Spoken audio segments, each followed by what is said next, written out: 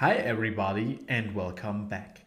In this lecture we will talk about the necessity of image pre-processing when working in the joint field of medical imaging and machine learning. Before we dive into the pre-processing techniques used, let us briefly recover why pre-processing our datasets when applying machine learning is important. When we pre-process our data, we make sure that it is prepared for training and testing. Thus, there are various pre-processing techniques we might want to test. This includes, but is not limited to, modality-specific pre-processing steps, normalization and standardization, and homogenization of image resolution, size, orientation, and many more. Some machine learning methods may require specific input formats. As an example, you will neither be able to train a network on X-ray images of size 16 x 16 because basically after 4 max pooling operations your feature size will be 1, nor will you be able to train your network on 4K images because current hardware is just not strong enough for this. And last but not least, by converting your training data into more efficient data structures, you will be able to increase the training speed due to decreased access times to your files. In this lecture, we will inspect 5 different pre-processing steps used in the field of medical imaging. At first, we will take a look at some modality-specific pre-processing steps. Then we will briefly talk about orientation and spatial resampling and resizing. The topic of intensity normalization and standardization will be discussed in more detail because it's one of the most important techniques when applying machine learning algorithms. Finally, you will get an overview over different efficient data formats used in medical imaging and machine learning. As promised in the last programming lecture, at the end of this lecture we will talk about the affine matrix. Alright, let's get started. Modality-specific pre-processing deals with the task of finding suitable processing techniques for all modalities. Even image reconstruction algorithms, which are supposed to convert the raw output of the scanner into a form that we humans can actually understand, is a part of those techniques. However, usually those algorithms are directly implemented in the scanner and you don't have to deal with them. Another important task is noise removal from either the raw or the already reconstructed scanner outputs. There are some rare occasions where you want to apply denoising algorithms yourselves, but most of the time the data we deal with as developers is already denoised. Depending on the modality you work with, complex artifacts might occur. Especially motion is a much harder problem when working with CT or MRI data, but not that bad when working with ultrasound. The task of motion correction has its own research field, which is far too broad to be captured in detail in this course. Sometimes motion correction might already be implemented in the scanner, but not all the time. If you have to work with data corrupted by motion, you should absolutely take a look at the current results and algorithms used in this field of research. The last point I want to mention is the importance of quantifying the outputs, or in other words, to make sure that all outputs have the same unit. Most of the time, this technique is directly implemented in the scanner. However, depending on the task and modality, as an example when working with PET images, it might be possible that you have to manually quantify your dataset. After talking about modality-specific pre-processing techniques, let us talk about orientation. The goal of orientation-based pre-processing algorithms is to achieve a standardized image orientation for the whole dataset. As an example, if you miss to handle this step, you might obtain a data set where the first axis sometimes moves from top to bottom and sometimes moves from left to right. Such a data set will absolutely decrease your training performance and might drastically worsen your results. When performing resampling, our overall goal is to get a standardized physical resolution and size. This means that all your scans in the dataset have the same shape and all voxels in all scans have the same physical resolution. As an example, each voxel might cover an area of 1 × 1 × 1 millimeter. This can be performed by either resampling, or if the single voxels already have the same physical resolution, by padding and cropping. Most of the time we use this methodology to reduce the size of our images or volumes.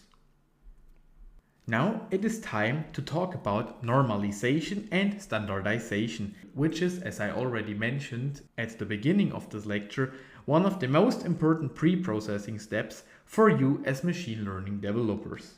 The goal of this process is to get your pixel values into specific intervals. As an example, between -1 and 1 or 0 and 1. This procedure can simplify the learning process for the model and may increase the training speed, the performance of the model, or even both. Depending on the task at hand, you need to use different normalization or standardization techniques.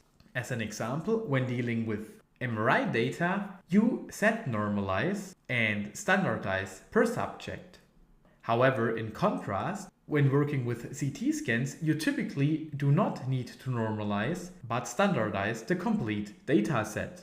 For highly specific tasks, there are also some advanced methods.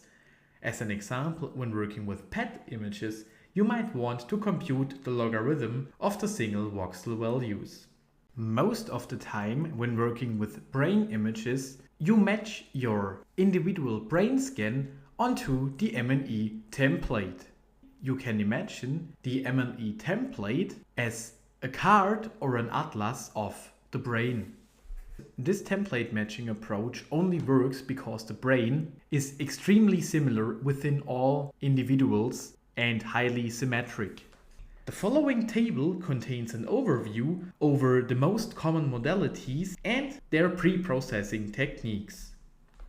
When working with X-ray images, you at first standardize your data by scaling those images with a constant of 1 divided by 255.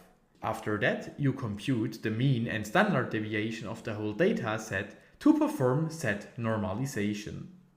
When dealing with CT images, you typically don't need to perform normalization. However, it might increase performance when you scale the data with the constant 1 divided by 3071. Additionally, depending on the task at hand, you can use windowing or cropping.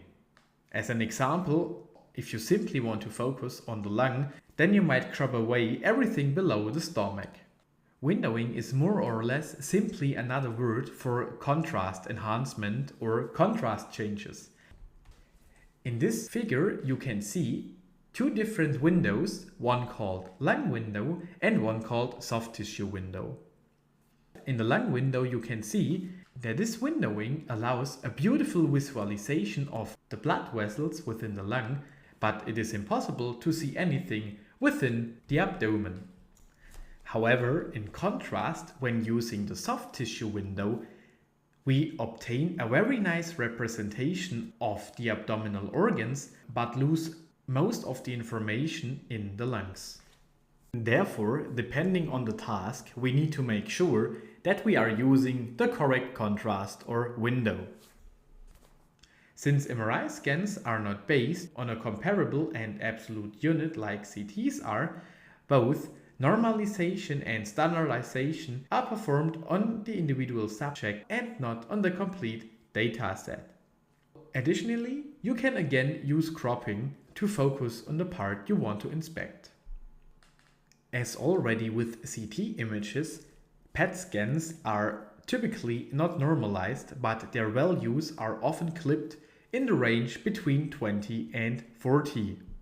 As already mentioned on the last slide, sometimes it might be also helpful to compute the logarithm of those values. Data received from medical ultrasound can be processed in the same way as X-ray images.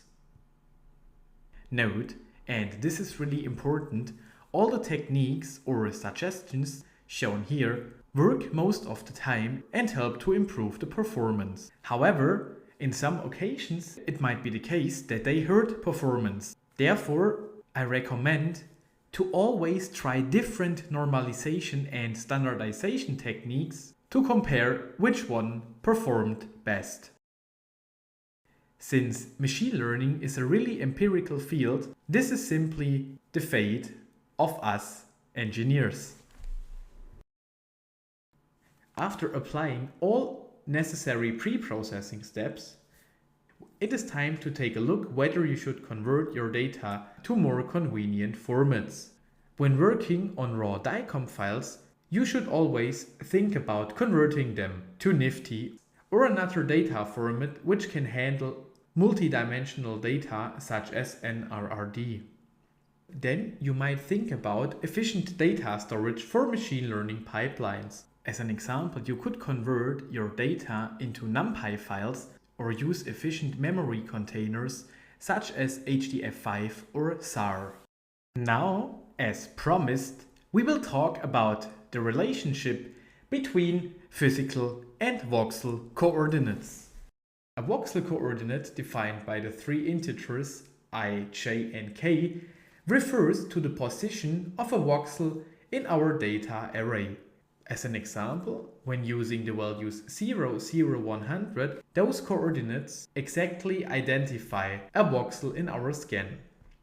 All voxel coordinates correspond to the physical ones in a one-to-one manner. This means that you can transform each coordinate of your data array to a coordinate in the scanner where the scan was produced. In contrast to our voxel coordinates, the physical coordinates have SI units, millimeters most of the time, and a standardized reference with respect to the scanner. This one-to-one mapping between our voxel coordinates and our physical coordinates allows a transformation between the two of them. This transformation can be computed by multiplying a matrix A with our voxel coordinates and then adding an offset called x origin. This 3×3 matrix A, which is used to transform the voxel coordinates into the physical ones, is called the affine matrix. It defines the linear transformation corresponding of scaling, where you simply stretch or squeeze an image, rotations, where you rotate an image, and shearing or tilting, where you skew an image. Of course, it also contains all possible permutations and combinations of those three linear transformations.